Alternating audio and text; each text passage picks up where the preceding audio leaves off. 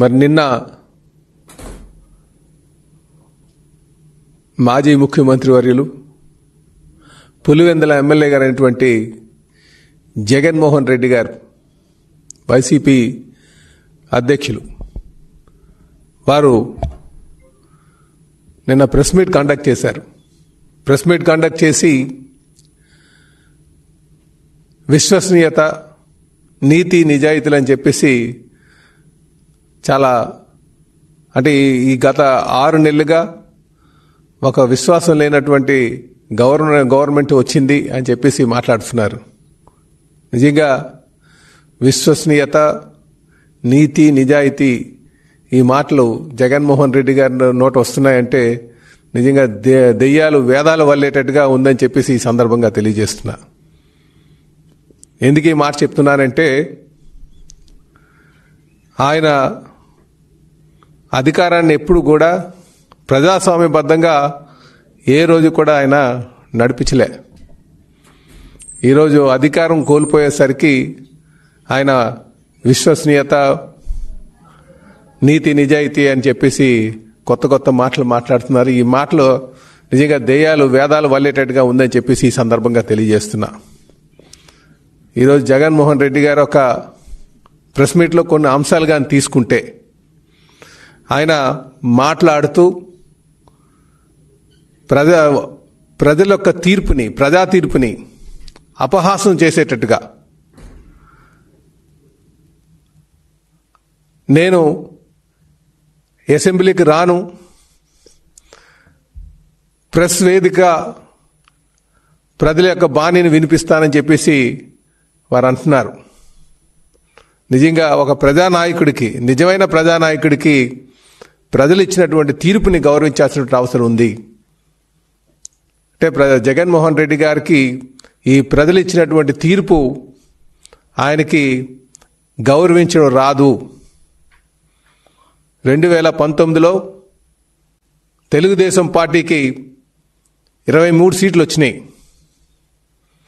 3 సార్లు ముఖ్యమంత్రిగా చేసినటువంటి చంద్రబాబు నాయుడు గారు ఆ ప్రజా తీర్పుని గౌరవించి ఆయన అసెంబ్లీలో ఉన్నటువంటి తీరుని మీరు గమనించాలి. అందుకే నిజమైన ప్రజానాయకుడు అంటే ప్రజలు ఏ తీర్పు ఇచ్చినా సరే ఆ తీర్పుని గౌరవం ఇవ్వాలి, అసెంబ్లీకి వెళ్ళాలి, ప్రజల యొక్క బాణీలు తెలియజేయాలి. అంతేగాని నాకు తక్కువ సీట్లు వచ్చాయి కనుక నేను అసెంబ్లీకి వెళ్ళను, నేను కేవలం బయటే కూర్చొని ప్రెస్ మీట్లు కండక్ట్ చేస్తానడం ఇది ప్రజా తీర్పుని అగౌరవపరచడం అని చెప్పేసి ఈ సందర్భంగా తెలియజేస్తున్నా. జగన్మోహన్ రెడ్డి అందుకే విశ్వసనీయత, నీతి, నిజాయితీ, నిబద్ధత ఈ మాటలు మీకు సరిపోవు అని చెప్పేసి ఈ సందర్భంగా తెలియజేస్తున్నాం. ఇదే కాకుండా అసలు జగన్మోహన్ రెడ్డి గారు కేర్ ఆఫ్ అడ్రస్ దేనికంటే అది దారుణాలకి, అలాగే దాడులకు, దోపిడీలకు కేర్ ఆఫ్ అడ్రస్ ఎవరైనా ఉన్నారంటే అది జగన్మోహన్ రెడ్డి గారు అని చెప్పి ఈ సందర్భంగా తెలియజేస్తున్నాను. ఎందుకు ఈ మాట అంటున్నానంటే, ఆయనకి దారుణాలు అని ఎందుకనంటే ఆయన సొంత బాబాయిని హత్య చేసి అది చంద్రబాబు నాయుడు గారి మీద నెట్టినటువంటి తీరు, ఇంకా దాడులు, ఆయన పార్టీ ఎవరు ఆయన పార్టీలోకి రానంటే వాళ్ళపైన ప్రతిపక్ష నేతల మీద దాడులు చేయడం, అనేక మంది ప్రతిపక్ష నేతల మీద దాడులు చేసి పరిపాలన గత 5 సంవత్సరాలుగా సాగించినటువంటి తీరు. ఇకపోతే దోపిడీల కోసం చెప్పక్కర్లే, అటు లిక్కర్లో కావచ్చు, శాండ్లో కావచ్చు, మైన్లో కావచ్చు, ఎన్ని దారుణాలు చేసి, ఎన్ని దోపిడీలు చేసి, ఎన్ని దౌర్జన్యాలు చేసి ఈరోజు ఈయన విశ్వసనీయత కోసం మాట్లాడుతున్నారు. అందుకే అంటున్నాం మేము, ఈ మాటలు జగన్మోహన్ రెడ్డి గారి నోటు వెంట వస్తున్నాయంటే దెయ్యాలు వేదాలు వల్లించినట్టుగా ఉందని చెప్పేసి. ఇదే కాకుండా ఈయన లిక్కర్ కోసం మాట్లాడుతున్నారు. అసలు 2019 నుంచి 2024 వరకు వీళ్ళు నాసి రకమైనటువంటి మందమ్మి ప్రజలు ఎంతోమంది ప్రాణాలు కోల్పోయే విధంగా ఆయన సొంత డిస్టిలరీస్ పెట్టుకొని దారుణాతి దారుణంగా వ్యవహరించినటువంటి తీరు ఈరోజు ఈయన లిక్కర్ కోసం మాట్లాడుతున్నారు. అంటే ఒక నాణ్యత లేనటువంటి మందుని ఈ రాష్ట్రంలో తీసుకొచ్చి తద్వారా డబ్బులు కూడబెట్టుకుని ఎంతోమంది సుమారు 3 లక్షల మందికి ఆయన లివర్ సమస్యలతో ఈ రోజుకి కూడా బాధపడుతున్నారు. 35,000 మంది ఆ లివర్ సమస్యలతో చనిపోయినటువంటి తీరు గత 5 సంవత్సరాలుగా. ఈయన విశ్వసనీయత కోసం మాట్లాడడం చాలా దారుణం అని చెప్పేసి ఈ సందర్భంగా తెలియజేస్తున్నారు. ప్రజలందరూ కూడా ఇది గమనిస్తున్నారు కనుకనే ఆయనకి ఇంటికి పంపించడం కూడా జరిగిందని చెప్పేసి తెలియజేస్తున్నారు. ఇదే కాకుండా ఈయన మాట్లాడితే నా బీసీలు అంటున్నారు. ఈయన 56 కార్పొరేషన్లు పెట్టి బీసీలను అగౌరవపరిచే విధంగా 56 కార్పొరేషన్లు పెట్టి వాళ్ళకి ఎవరికి కూడా ఒక కుర్చీ టేబుల్ కూడా ఇవ్వకంట, ఎవరికి సరైన ఆఫీసు లేకుండా కేవలం నామక వాస్తా మేము బీసీలకి గౌరవిస్తున్నాం అని చెప్పి కార్పొరేషన్ పదవులు ఇచ్చామని చెప్పేసి అవమానించినటువంటి తీరు. అలాగే 34% రిజర్వేషన్ చేస్తానని చెప్పి అది 24% రిజర్వేషన్ చేసి సుమారు 16,000 మందికి ఆ రాజకీయ అవకాశాలు కోల్పోయే విధంగా చేసి ఎంతోమందికి ఆ మెడికల్ సీట్స్, ఇంజనీరింగ్ సీట్లు కోల్పోయే విధంగా చేసినటువంటి తీరు. ఈయనొచ్చి నా బీసీలని మాట్లాడుతున్నారు. ఇవన్నీ కూడా దెయ్యాలు వేదాలు వల్లించినట్టుగా ఉందని చెప్పి ఈ సందర్భంగా తెలియజేస్తున్నాను. నిన్న ముఖ్యమంత్రి గారు 4వసారి ఈ రాష్ట్రానికి బాధ్యతలు చేపట్టి నిన్న కేబినెట్ మీటింగ్లోనే 34% రిజర్వేషన్ మేము కల్పిస్తున్నామని చెప్పేసి అనౌన్స్ చేసాం. గతంలో కూడా మేము సుప్రీంకోర్టులో కూడా దీని మీద పోరాటం చేస్తాం. సో నిబద్ధత అంటే ఆ విధంగా ఉండాలి. అలాగే ఈయన సూపర్ 6 కోసం మాట్లాడుతున్నారు.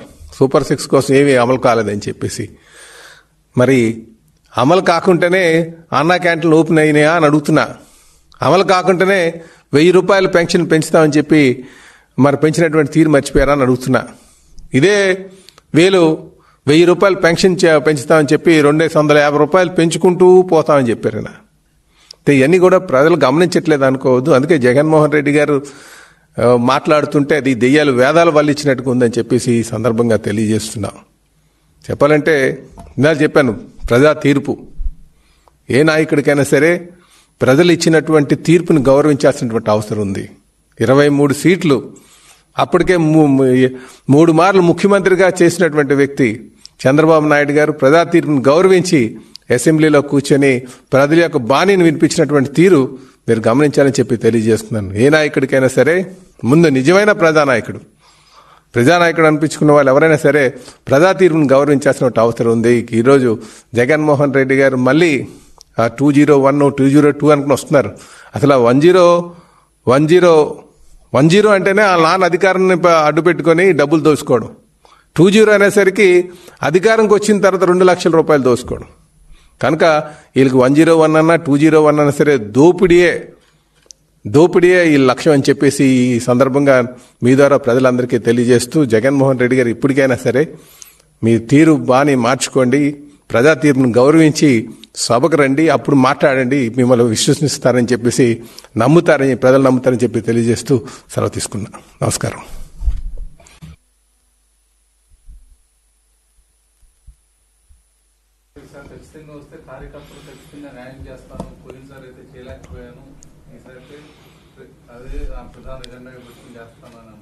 అదండి, జగన్మోహన్ రెడ్డి గారు ఎప్పుడు కూడా సరే చెప్పింది చేయరండి. ఆయన కార్యకర్తలంటే జనం మధ్యన ఉన్నటువంటి నాయకుడైతేనే కార్యకర్తలకు మనోభావాలు అర్థం చేసుకుంటారు. అందుకే ఏ నాయకుడైతే నిత్యం ప్రజల్లో ఉంటారు వారు ప్రజల్ని అలాగే కార్యకర్తల్ని నాయకులు ఆదరించగలరు. జగన్మోహన్ రెడ్డి ఏ రోజైనా సరే ఆయన బయటకు వచ్చారా? గత 5 సంవత్సరాలుగా అధికారం వచ్చిన తర్వాత బయటకు వచ్చారా? అలాగే ప్రజా తీర్పు గౌరవమైనటువంటి వారు నాయకులకి ఏం కార్యకర్తలకి ఏం న్యాయం చేస్తారండి? నిజంగా ప్రజలు మీకు 11 సీట్లు ఇచ్చారు. 11 సీట్లు ఇచ్చిన తర్వాత మీరు అసెంబ్లీలో కూర్చొని మాట్లాడాలి కదా. కనుక ప్రజా తీర్పు గౌరవమైనటువంటి వారికి కార్యకర్తల పట్ల నిబద్ధతగా ఉండలేరు. అందుకే జగన్మోహన్ రెడ్డి గారు మాట్లాడే మాటలు దెయ్యాలు వేదాలు వల్లించినట్టుగా ఉన్నదని చెప్పేసి మేము తెలియజేస్తున్నాం. 30 సంవత్సరాలు అధికారంకు ఉంటానడం ఒకటి పగటి కలకు అంటున్నారండి. అది కలలే. ఎందుకంటే ప్రజలు ఈయన యొక్క తీరును గమనించారు గత 5 సంవత్సరాలుగా.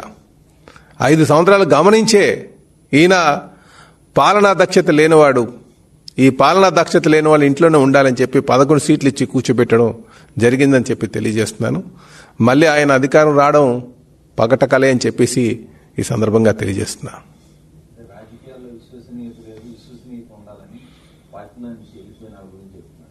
అదే అండి, ఆయన చాలా విడ్డూరంగా మాట్లాడుతున్నారు. ఎవరి కోసం అంటే బాడీ సోల్ అని వారండి, అందరూ బాడీ సోల్ కోసం మాట్లాడుతున్నాడు. బాడీ సోల్ అంటే ఎవరంటే, ఒక బాడీ అంటే జగన్మోహన్ రెడ్డి, సోల్ వచ్చి విజయసాయి రెడ్డి. వీళ్ళిద్దరూ ఈరోజు ఏదో డ్రామా ఆడుతున్నారు. నాకైతే డ్రామా ఆడినట్టుగా అనిపిస్తుంది. కనుక వీళ్ళని నమ్మడానికి లేదు. ఎందుకంటే దోపిడీలో ఇద్దరూ పార్ట్నర్సే. ఈరోజు ఈ రాష్ట్రాన్ని దోపిడీ చేయడంలో వీళ్ళిద్దరూ కూడా చాలా దారుణాలకి ఒడిగట్టినటువంటి వారు, దోపిడీలకి ఒడిగట్టినటువంటి వారు. వీళ్ళిద్దరూ కలిసి చేసినటువంటివే. కనుక వీళ్ళని నమ్మడానికి లేదు, వాళ్ళ మాటలు నమ్మడానికి లేదు, వాళ్ళ చేష్టలు అంతకంటే నమ్మడానికి లేదని చెప్పేసి ఈ సందర్భంగా తెలియజేస్తున్నాను.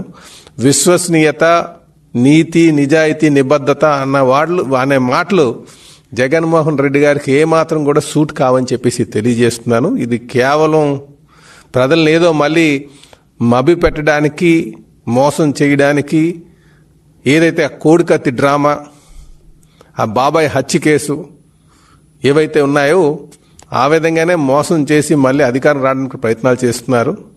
ప్రజలు కొంచెం అప్రమత్తంగా ఉండాల్సినటువంటి అవసరం ఉందని చెప్పి ఈ సందర్భంగా తెలియజేస్తున్నారండి.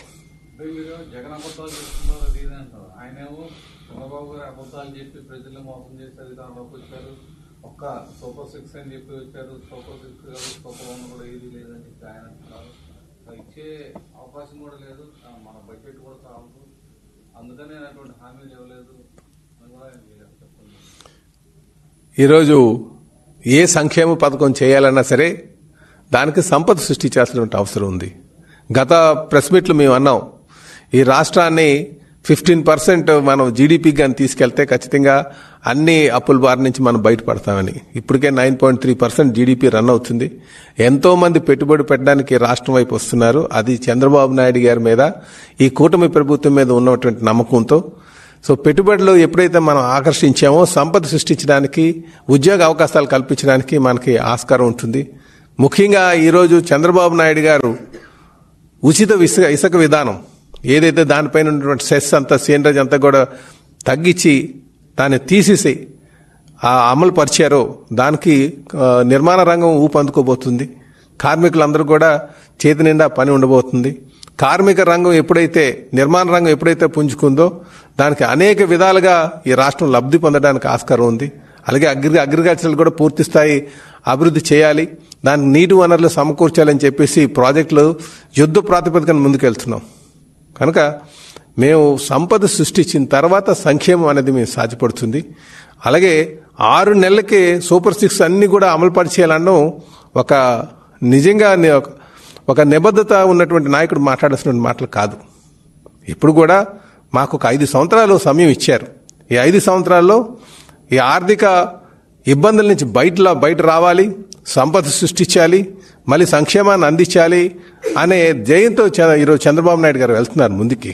ఖచ్చితంగా ఇప్పటికే మేము అన్నా క్యాంటీన్ తెరిపించాం. ఇచ్చినటువంటి మాట ప్రకారంగా 1000 రూపాయలు పెన్షన్ మీద పెంచాం. రేపు ఉగాదికి ఉచిత బస్సు ఇస్తాం. సిలిండర్లు 3 సిలిండర్లు ఇస్తామని చెప్పాం. మొదటి దశలోనే సిలిండర్ ఇచ్చాం. అలాగే ఉచిత ఇసుక విధానం తీసుకొచ్చాం. డిఎస్సి రేపు జాబ్స్ యువతకి జాబ్స్ అనౌన్స్ చేస్తామని చెప్పాం. వాటి మీద కూడా ముందుకు వెళ్తున్నాం. ఈరోజు 10 లక్షల కోట్ల రూపాయలు పెట్టుబడులు పెట్టడానికి రాష్ట్రంలోకి అనేక మంది ఇండస్ట్రీస్ వచ్చారు. ఇవన్నీ కూడా ఈ రాష్ట్రాన్ని అభివృద్ధి చేసి ముందుగా అప్పులు అనే భారం లేకుండా ప్రజలకి ఈ రాష్ట్రాన్ని అప్పజెప్పాలన్న ఒక ఆలోచనతో చంద్రబాబు నాయుడు గారు అహర్నిశలు కృషి చేస్తున్నారు. అలాగే మా జాతీయ ప్రధాన కార్యదర్శి గారు ఈరోజు డావోస్ వెళ్ళారు, అమెరికా వెళ్ళారు, ఢిల్లీ పర్యటన చేశారు. ఒక తపంతో చేస్తున్నారు. ఈ రాష్ట్రానికి పెట్టుబడులు తీసుకురావాలని చెప్పి ఇదంతా కూడా ప్రజలు గమనిస్తున్నారని చెప్పి నేను తెలియజేస్తున్నాను. గత 5 సంవత్సరాలుగా నాయకులు ఏదంటే ఇంట్లో కూర్చునేవారు, ఇంట్లో కూర్చొనే పాలన సాగించారు. జగన్మోహన్ రెడ్డి గారు ఎన్నిసార్లు బయటకు వచ్చారో చెప్పనండి. ఉన్నటువంటి 60 నెలల్లో ఎన్ని మార్లు ఆయన వచ్చి ప్రజల్లో తిరిగాడు చెప్పండి చూద్దాం. బటన్ నొక్కడం పాలన అంటే సంపద సృష్టించాలి, సంక్షేమం చేయాలి. అభివృద్ధి సంక్షేమాన్ని సమపాలలో తీసుకెళ్లేటువంటి నాయకుడు చంద్రబాబు నాయుడు గారని చెప్పి ఈ సందర్భంగా తెలియజేస్తున్నా.